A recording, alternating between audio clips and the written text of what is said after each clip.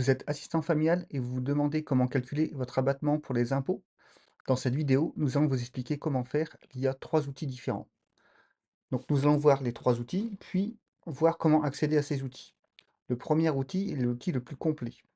Donc ici, je vois que mois par mois, je peux ajouter un accueil permanent ou un accueil de moins de 24 heures.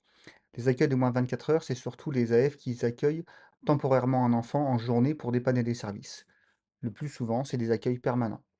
Donc chaque mois, je peux ajouter des accueils. Par exemple, j'accueille 2 enfants. Donc le premier au mois de janvier, je l'accueille 31 jours. J'en ajoute un deuxième. L'accueil de le deuxième enfant, je l'accueille aussi 31 jours. Et je peux ajouter une majoration de salaire.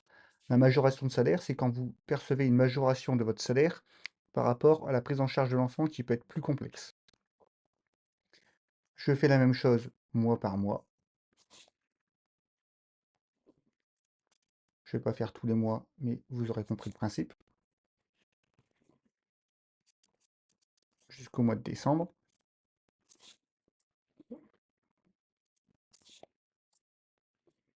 Je peux ajouter un accueil de moins de 24 heures. S'il a duré moins de 8 heures, je vais cocher cette case. Et pareil pour la majoration de salaire, je dois le noter s'il y a une majoration de salaire. Je fais calculer l'abattement et j'ai automatiquement un récapitulatif qui me donne mois par mois le détail, enfant par enfant, et un total. Cette somme est à déclarer dans la case 1GA ou 1HA de votre déclaration d'impôt. On le verra par la suite. On va voir maintenant un deuxième outil qui est plus limité. Ici, vous pouvez calculer votre abattement, mais seulement pour un seul mois à la fois et pour un seul enfant à la fois.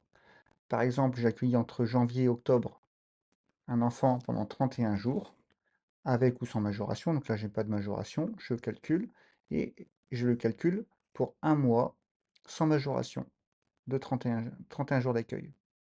Si j'ajoute une majoration, automatiquement, ça se met à jour.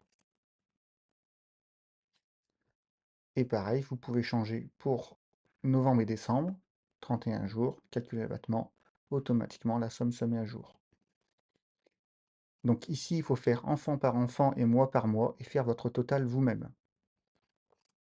Et enfin, le dernier outil, c'est le même principe. Mois par mois, vous ajoutez le nombre de jours d'accueil, 31 jours. Si vous avez une majoration ou non,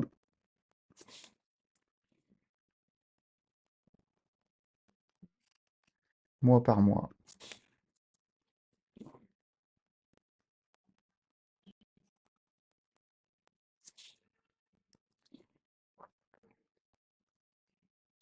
Automatiquement, vous avez les détails enfant par enfant, mois par mois et le total.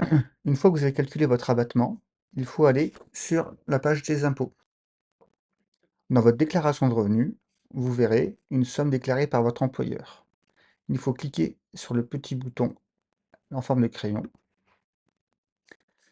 Le montant de revenu imposable n'est pas modifié, sauf s'il y a une erreur, bien sûr. Par contre, il faut ajouter l'abattement qu'on a calculé avec les outils. Vous ajoutez votre abattement, on va imaginer que j'ai un abattement de 35 000 euros. Je fais valider, et automatiquement, 35 000 euros a été retiré au salaire. L'abattement forfaitaire s'est automatiquement mis ici. Ce n'est pas à vous à calculer votre montant de revenu imposable, mais seulement à indiquer votre abattement. Comment trouver ces outils?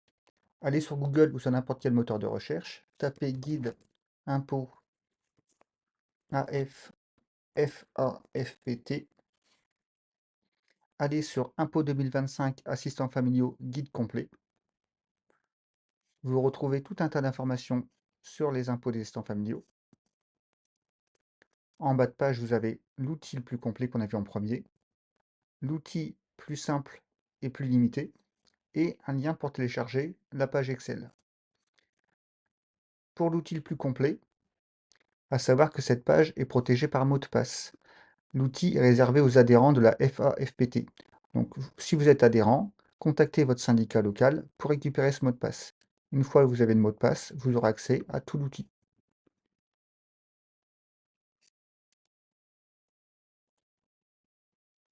Si vous avez des questions, vous pouvez aller directement sur le site de la FAFPT Et en bas de page, vous avez Contact.